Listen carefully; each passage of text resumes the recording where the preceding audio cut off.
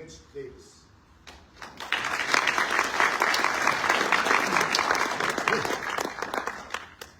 Thank you, sir.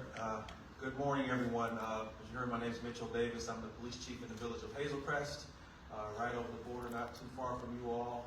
I'm also the past president of the Illinois Association of Chiefs of Police. Andrew Holmes is a personal friend of mine. I respect him both personally and professionally and the efforts that he lives his life by. He's in the trenches every day, advocating for those who don't have a voice.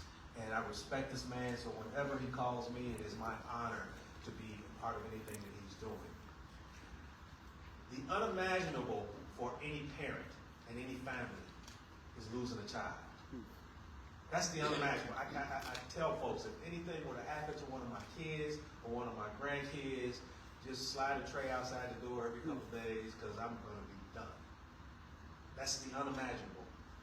Now imagining losing your child, losing your baby because of something you did or did not do. That makes that hurt exponential.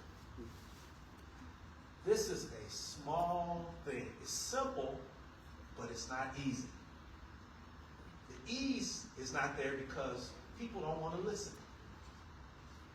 I am committed to working with this man and working with this effort. We can't stop the fight because the babies, our little ones, whether they're ours or not, are the people who pay the price for this. Quite often, most times that we hear about a lot of these shootings, and once again, I appreciate you saying that they're not accidents. These tragic shootings is because of faults of adults or irresponsible people. And the accountability that is being done, is being held here in Indiana and elsewhere, I greatly appreciate that as well. So what we have to do is, what we realize is that in a lot of those cases, those are marginalized communities. We have it real talk here, right? These are mostly in communities of color. That's what we see, right? Just being honest. Often, communities of color and marginalized communities don't have a good relationship with law enforcement. So no matter how good the initiative, they might not be receptive to law enforcement being a part of that initiative.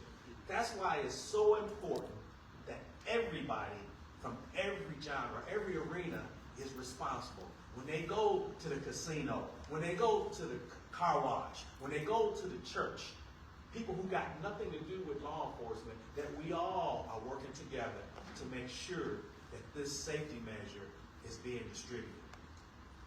In addition to our efforts in Illinois, I'm partnering with Andrew nationally and internationally. I'm a member of the National Organization of Black Law Enforcement Executives, NOBLE, and we are going to be partnering with Andrew as well in this initiative. I've already put him I'm on the board for the NFL Alumni Association Child ID Kits. Child ID kits are the old school fingerprint with little kids and stuff like that, the way we used to do back in the day. Well, once again, a lot of communities of color don't trust the police, so they never would do things like that. And women and children of color are disproportionately missing.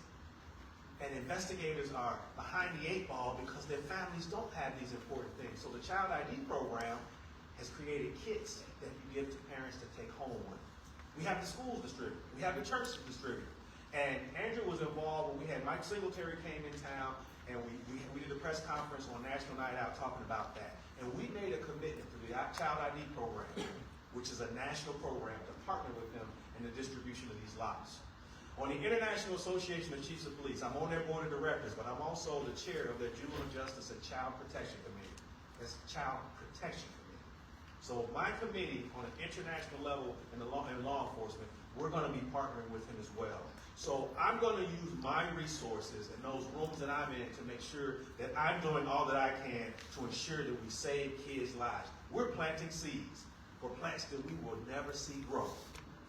But we got to plant those seeds. And we got to be okay with those plants blooming without us getting credit for it, because it's not about us. It's about saving lives. So I thank you all for allowing me these few minutes. Brother Holmes, you know I got you, man. Whatever you need, I'm there for you. Mr. Prosecutor, thank you so much. And Pastor, I didn't know you could get out like that. Great job. She's my friend as well. Thank you all for having me. Have a blessed day.